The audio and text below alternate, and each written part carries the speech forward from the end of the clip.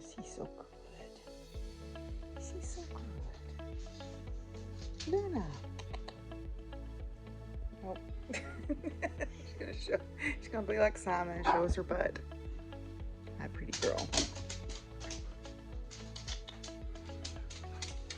Oh. Now we got lots of pretty boys and girls over here. Well, good morning. It is the 24th of August. It's Wednesday morning. I'm obviously in my office. We have tons of meetings today, and we also have, I've got some stuff I've got to work on here. One of the things I had to do was get my homestead letter signed.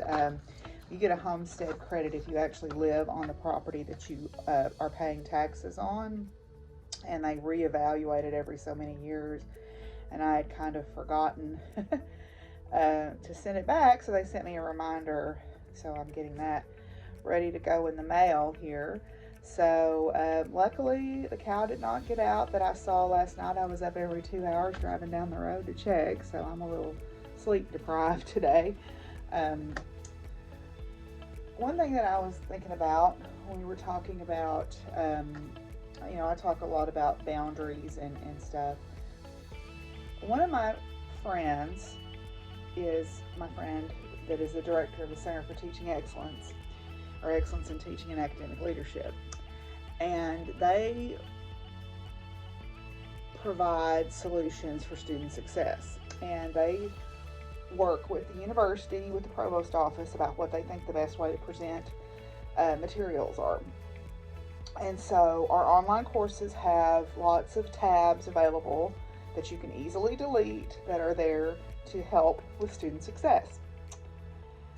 Well, a male faculty member got on social media and started blasting my friend by name, but the Center for Excellence in Teaching and Academic Leadership, saying that this was ridiculous and they shouldn't be doing this and how dare they cross this line, instead of simply just deleting the things that they didn't want. When my friend spoke up and said, I don't appreciate you talking to me in that tone. If you want to discuss this, you're going to need to not talk to me like that.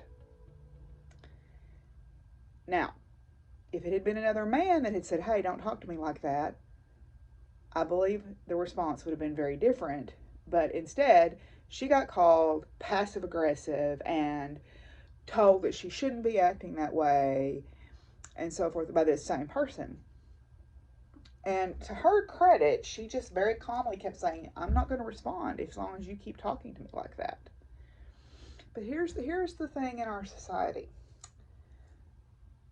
As a woman, if I lay down a boundary,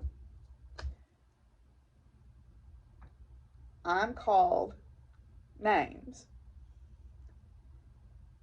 I'm being passive aggressive. I'm being a B word. I'm being all of these things.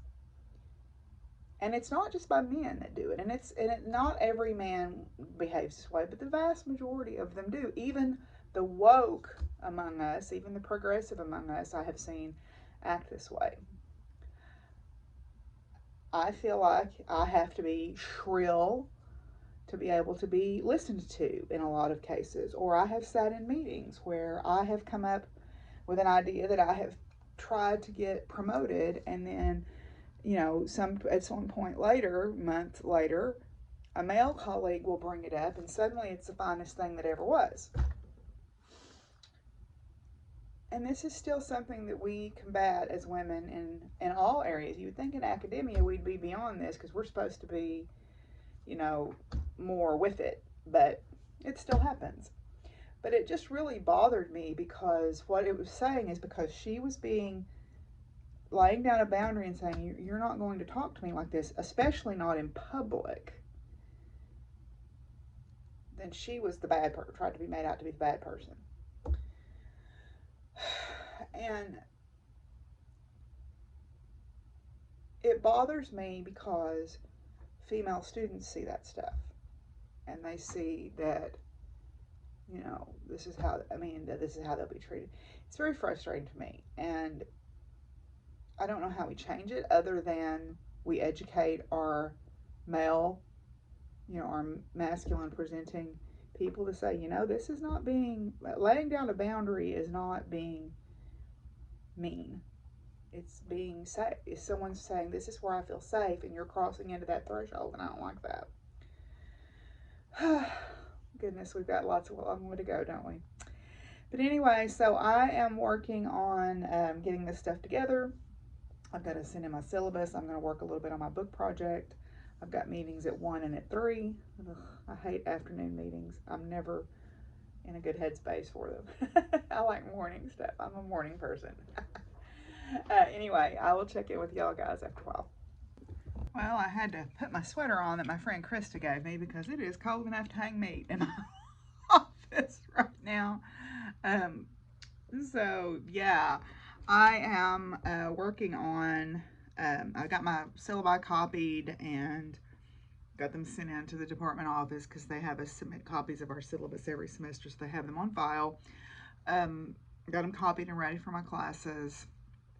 So now what I'm doing is I'm working on research for my book project.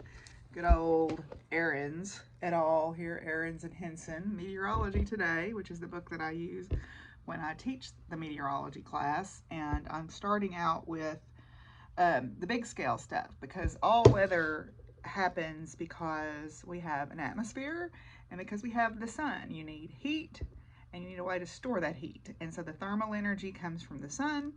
It gets stored primarily in the water vapor in the atmosphere or the heating of the oceans. And then we have a show. We have weather. So right now I'm starting out with the concept of red sky at night, sailor's delight, red sky in the morning, sailors take warning. And that is a phrase that comes from sailing across oceans. And it turns out that it doesn't work so well in our latitude, because in the latitude that they were using to sail across, say, the Atlantic Ocean, they were using the northeast trade wind, so wind patterns move east to west. So red sky at night, sailor's delight, means that it's the direction that they're, and it depends on how you want to do it. So if you're talking about, the sun going down and the sky is red, that means the clouds are to your west. That's one way to interpret it. The clouds are to the west, which means the weather has passed you. But a red sky in the morning means the clouds are in the east, and that means that's coming to you. But you could also reverse that and say, well, the sun goes down and it makes the sky in the east, look red. So you have to look opposite the sun. Then that means for us, which we're under the prevailing westerlies, our weather primarily travels west to east. That weather has passed us. So you can twist it around and make it work any way you want. But it all boils down to these large scale wind patterns like the northeast trade winds, the prevailing westerlies, and the equatorial lows and all of that stuff. So that's where we're going to start. And so you have to understand why those happen. You have to understand a little bit about how different things heat up differently. Water stores heat a lot more, I don't know what the right word is. It has a higher capacity to store heat. It's called specific heat capacity. It has a higher capacity to store heat, so it can store more heat than an equivalent amount of, say, dirt or cement or metal. Things that heat up quickly and cool off quickly, like metals, have low specific heat capacities, meaning that they let go of heat quickly, they take it on quickly, they let it go quickly. So they are good conductors of heat. They're good like a pan, like a cook pan, a saucer, a stewer, or a stew pot, or a skillet, or whatever. They're made out of metal primarily because they are good thermal conductors. But water takes a long time to heat up. A watch pot never boils, but it also takes a long time to cool off. So it has a high specific heat capacity, so it's a good thermal insulator. Think about when you want to use a double boiler, say to melt chocolate. You do that because it will not allow the temperature of the chocolate to change rapidly and cause that chocolate to break or lose its temper. Okay, so the reason you do that is because water has a high specific heat capacity. So if you think about how that affects weather, think about like coastal areas generally are more temperate than the equivalent latitude of inland areas. So like the example that I give is, say, Seattle, Washington, or Portland, which are close to the Puget. Seattle, Washington is on the Puget Sound, which flows into the Pacific. Because there's a huge body of water there, there's a thermal insulator. And so what ends up happening is, Portland's not a good example because it's not right on the coast, but Seattle is, and so, or it's on the Sound. So that water doesn't let the temperature vary as dramatically over the course of the year as, say, Minot, North Dakota, where the temperatures there can be in the hundreds in the summer and it can be in the minus 40s in the winter. Whereas Seattle doesn't vary that much. Or you think about Bermuda is at the same latitude as, say, coastal Virginia, okay? Or same latitude as Virginia. So if you think about like the coastal areas, they tend to have more moderate variations in temperature as opposed to inland areas, and that has to do with specific heat capacity. There's also other things at play like the ocean currents and stuff like that, but the biggest thing that happens is that specific heat capacity of water. That's also what drives hurricane season. It's also what causes afternoon heating thunderstorms. Water is a good place to store a lot of heat.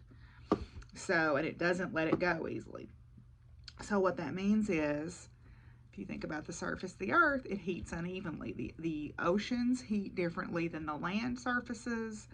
And so as we turn around to nighttime, those things cool off differently.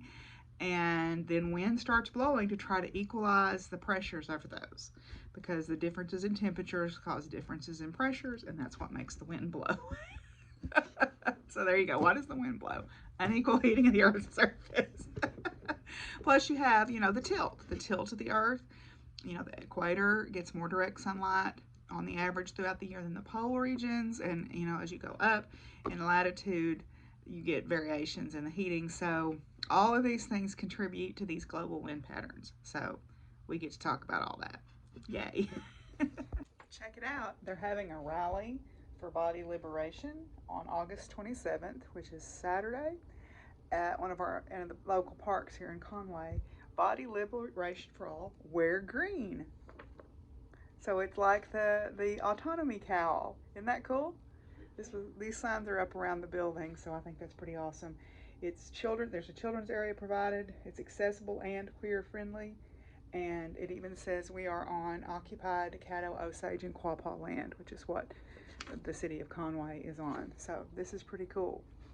If I didn't have a class Saturday, I would probably go to this. Well, I'm home from work and I've done my outside chores, and I stopped and got pizza at Pizza Pro. That's our local pizza place. I know the people who, I don't know if they own it or manage it or whatever. They're not doing buy one, get one free anymore though. Dadgummit, now it's buy one, get one half price. So it's not as good a deal as it used to be. So I've done my chores. I picked up the mail. So we're home from the meetings, and I made this hair conditioner, this deep conditioner for my hair out of coconut oil and some of the herbs that I grew, and I really like how it's made my hair feel today. It's just coconut oil and olive oil, and then I put rosemary and mint and some lavender in it and let it steep on the stove. And then I strained all the solids out of it, and I put it in my hair, and I left it in overnight. Like I put it in right before I went to bed, wrapped a towel around my hair so it wouldn't get on my pillows and stuff, and left it in overnight, then rinsed it out this morning and washed it as normal. Yeah, my hair is super soft, which I like, and that makes me very happy. Anyway, I'm going to eat some supper, and we'll go do our cards. Okay, so let's go ahead and do our cards for tonight. From the Believe in Your Own Magic deck tonight is Escapist. Come home to yourself. Everyone wants to escape their lives occasionally. Some of us like to binge watch shows, and some of us like to listen to music. Some of us like to read, and some of us like to leave it all behind and go on vacation. All of that is totally healthy. Our lives can get incredibly stressful, however. Too much escapism can mean that you're not confronting the bigger problem, which isn't healthy for you. Face it head on and let the pieces fall where they may. And I have certainly not confronted problems that I've had that I've needed to, and let them, just kept treating the symptoms and not the issue. And ultimately that's not any good, because that issue's not going away. We've talked about that before when we talk about abscessing wounds, where you treat the outside but not the inside, and the inside doesn't heal up and the outside does, and then there's all this yuck and putridity and stuff in there. So mentally that's also true.